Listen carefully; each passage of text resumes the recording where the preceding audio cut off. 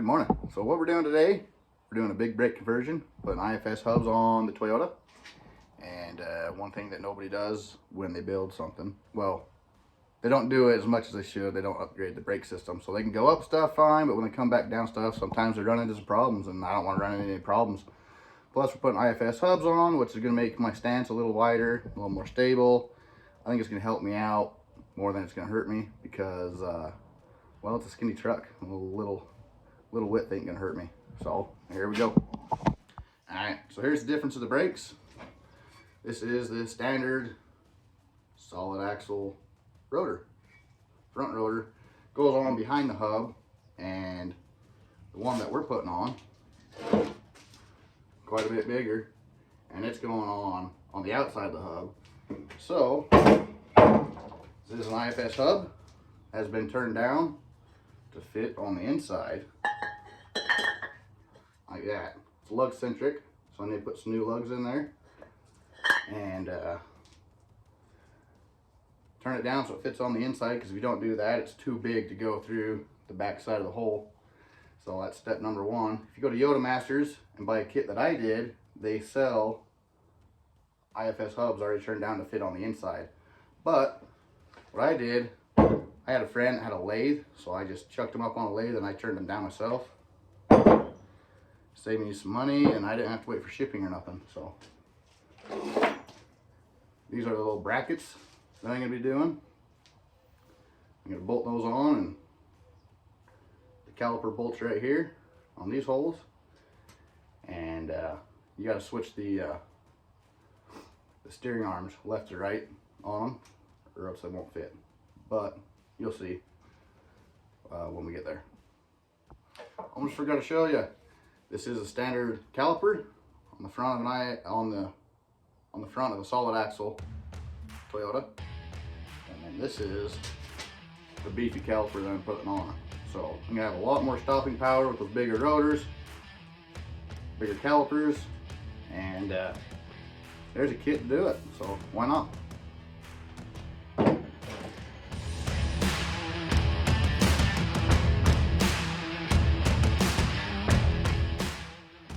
You get a little bolt that's a little boogered up, which happens sometimes. You can always get your socket, line it up, and use a tap of the hammer.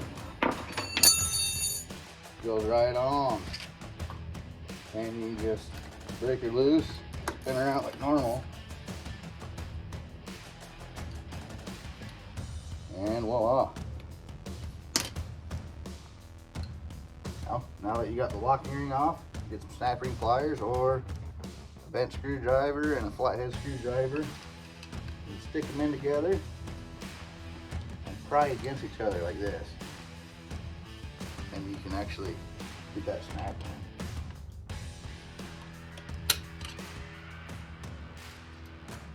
just like that, freaking easy.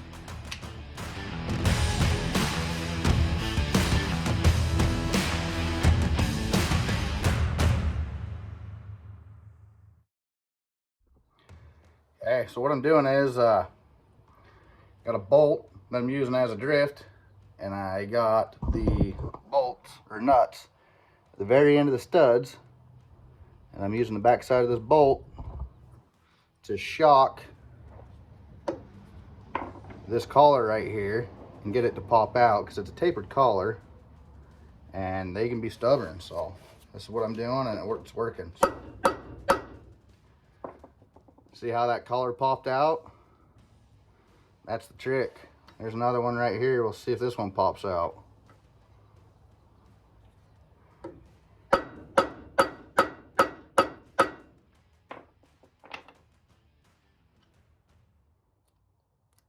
Yep, just popped out.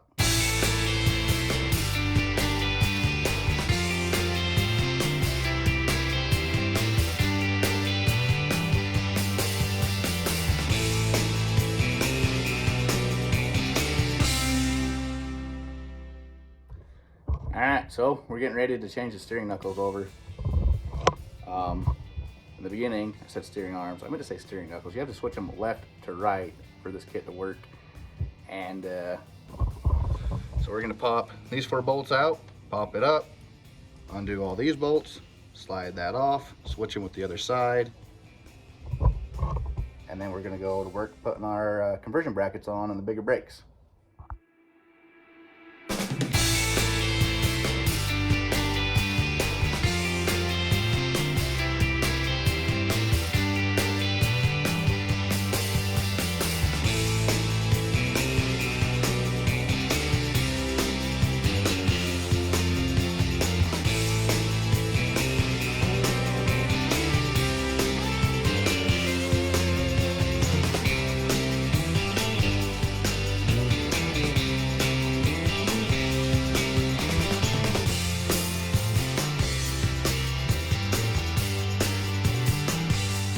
Well, got the steering knuckle off, and I'm not even surprised.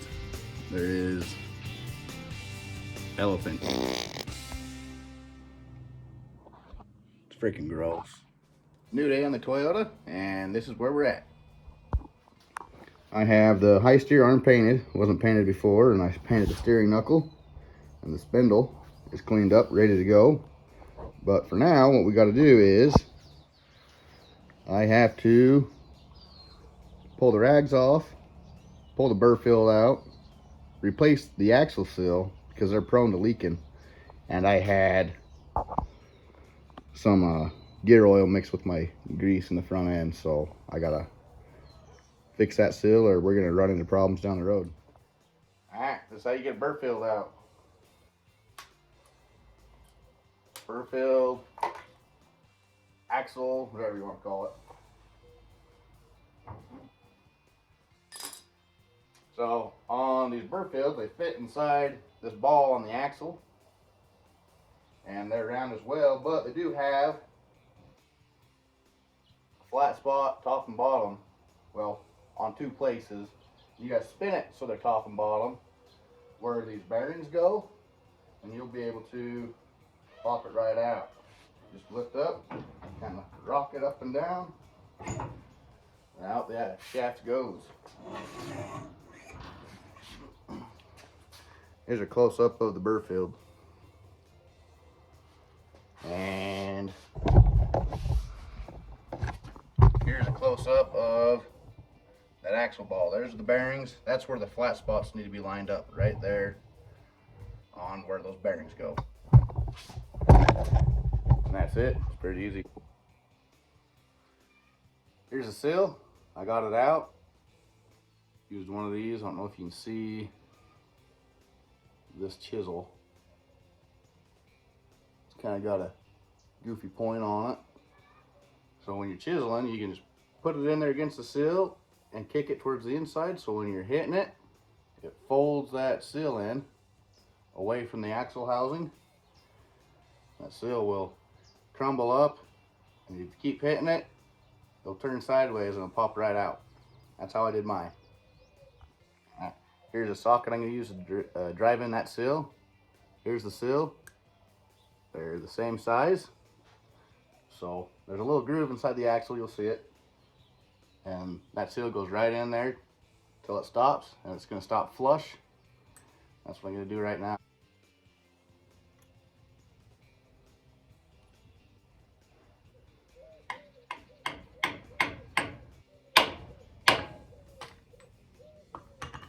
That's it. Just tap it in.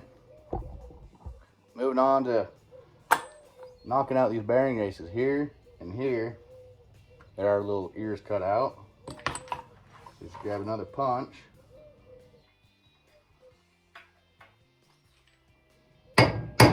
Tap. Okay, she's moving. There's one. The upper one has grooves in the same spot.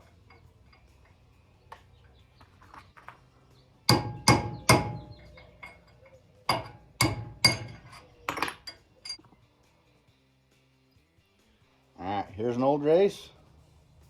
Here's a new one. You put the new one down inside the hole. Taper side up. That way the bearing fits in it. Set it on there right there. Grab the old race. Set directly on top of it. Kind of start it and start walking it in.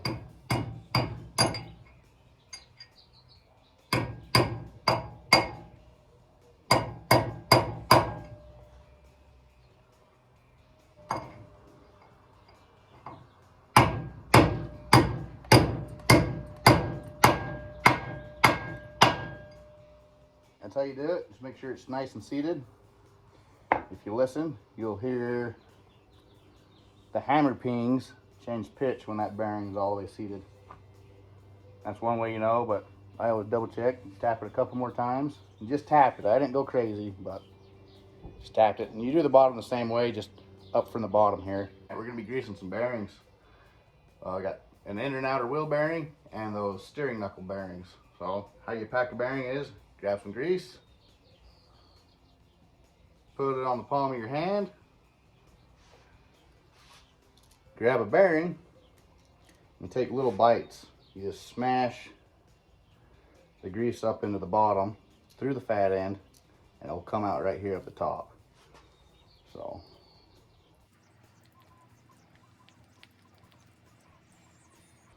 see how I got grease bubbling out of where the roller bearings go? You need to do that all the way around. And that's called packing the bearings.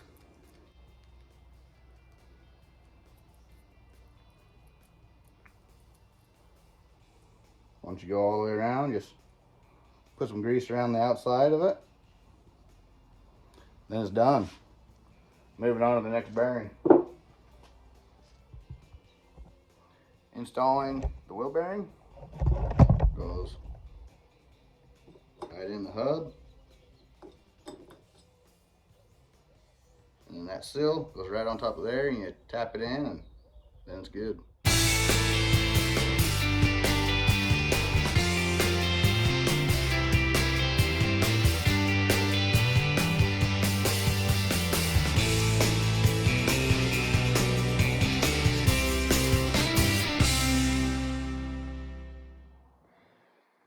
All right, this might be important. You switch your calipers left to right. Well, not your calipers, but your steering knuckles left to right.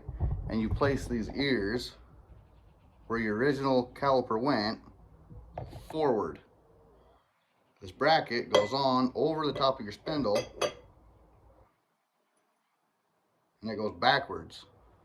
I mean, obviously, you use the same seal and all that stuff, and it does space that seal that rides on the back of your hub out a little bit, but I looked and it's still gonna seal. So factory seals with this kit for the big brakes, I think it's gonna be well worth it.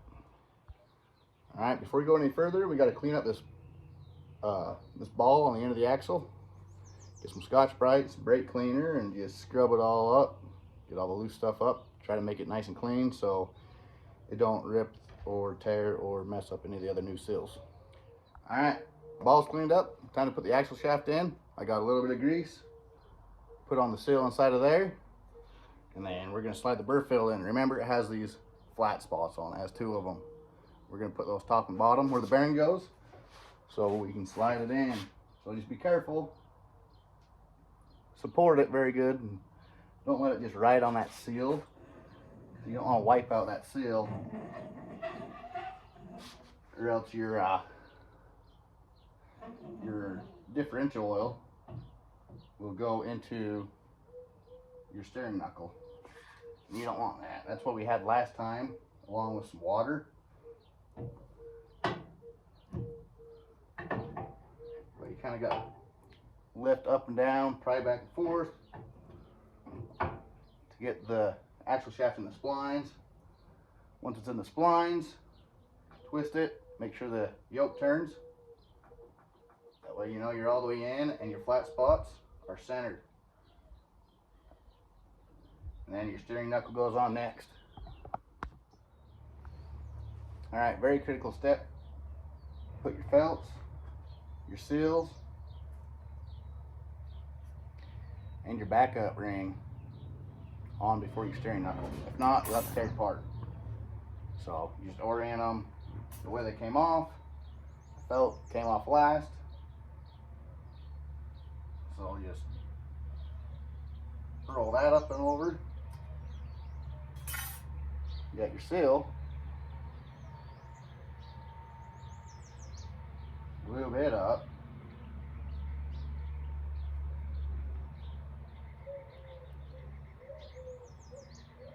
Run it up and over.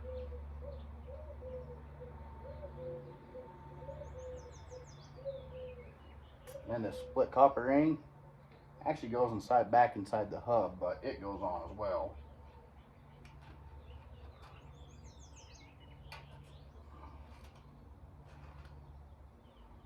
Next, grab your hub. Already have the top bearing in. Got the bottom bearing right here.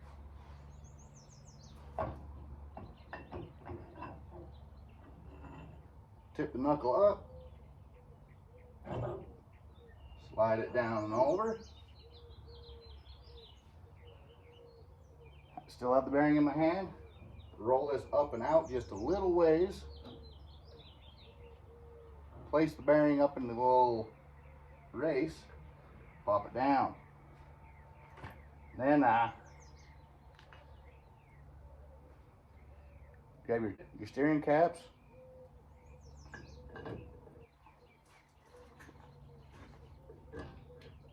Make sure it's lined up. At least get one of them in there, that way it stays.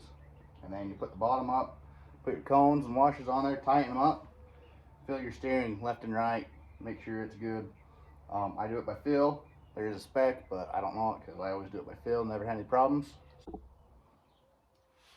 Alright, one more thing on this steering knuckle before I tighten it down.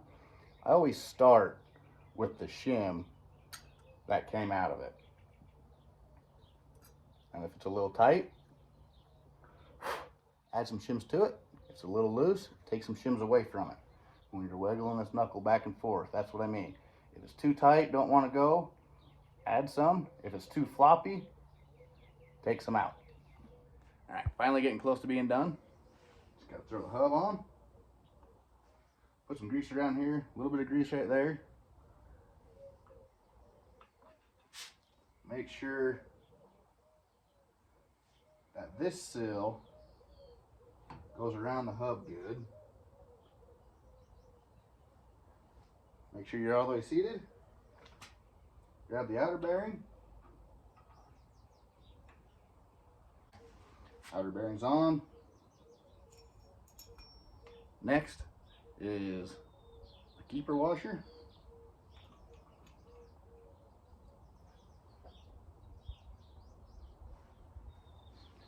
A nut.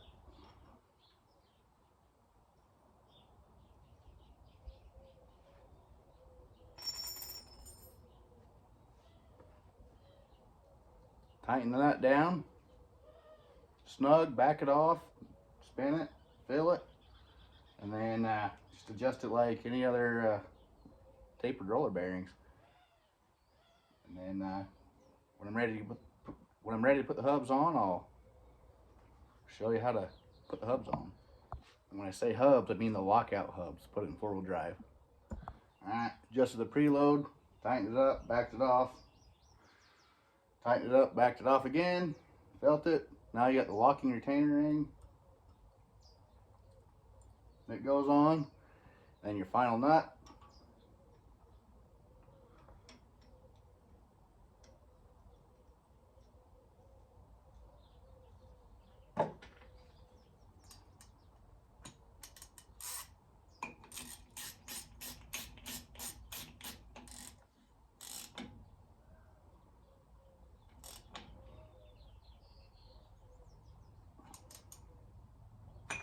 And then just go tight with that. And then find yourself a tab that ends on a flat spot of the nut.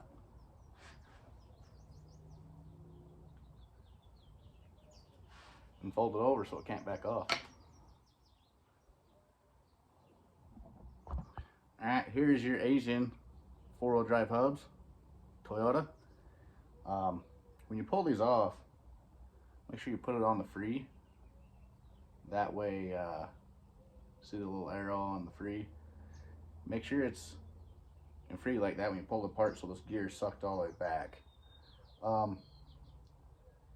If you don't do that and you just spin it to free before, your gear can be out like that. See how it's kind of retracted now?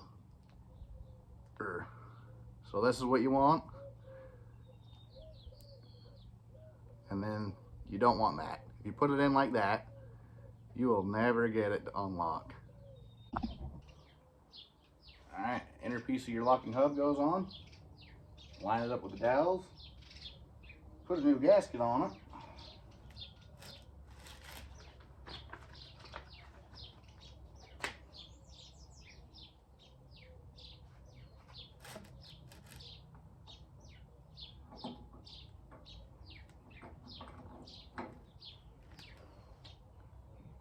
Bolt it on with the cones, then bolt the outer on. Here's the hub, got it back together. It works. Everything feels good. I can go from free to lock. If you put it together wrong, you won't be able to. Now that it's in lock, you can see my pinion over there moving. Put it back to free. And the pinion is not moving. So we're good there. Got everything back together right. Now we're gonna put some brakes on this thing. So what this video is about is brakes. So we're gonna get those on and show you how to do it. Finally finishing up on this brake project, and here's the finishing touches. It goes pretty slick. Now your brakes go on over the hub, and it's just use these two bolt flanges that we bolted on. These ones are pointing forward, so you're not going to use them. If I was going to do this again, I would probably consider cutting these forward ones off instead of switching the knuckles side by side.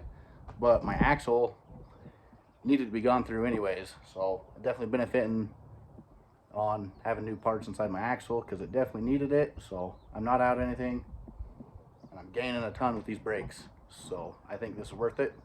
And check out how easy this is to go back together.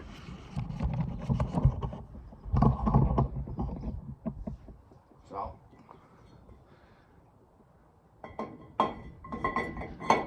rotor goes on like something built, like it should have been built. Then your calipers go on. So the kit comes with all the hardware you need, so Allen head bolts and lock washers.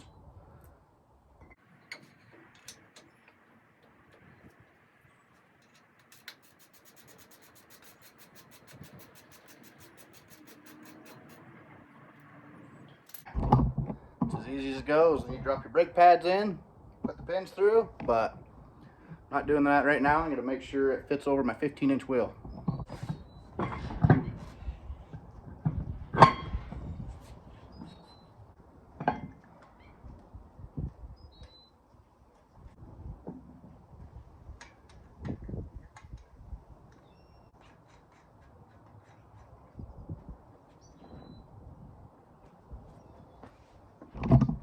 Yep, she fits. Just finger tight, but plenty of clearance in there. These brakes are off of a 2002 Toyota 4Runner that have 15-inch wheels. So there's 15-inch wheels and 16-inch wheels on these 4Runners. And I had to use the ones that take the 15-inch wheels because the brakes were just a little bit smaller. The ones with 16s were too big and they actually rubbed. So this is my second go at it, but just wanted to make the video and have them not rubbing. So I went and returned the 16-inch ones and bought the 15-inch ones, and it works great. So thanks for watching.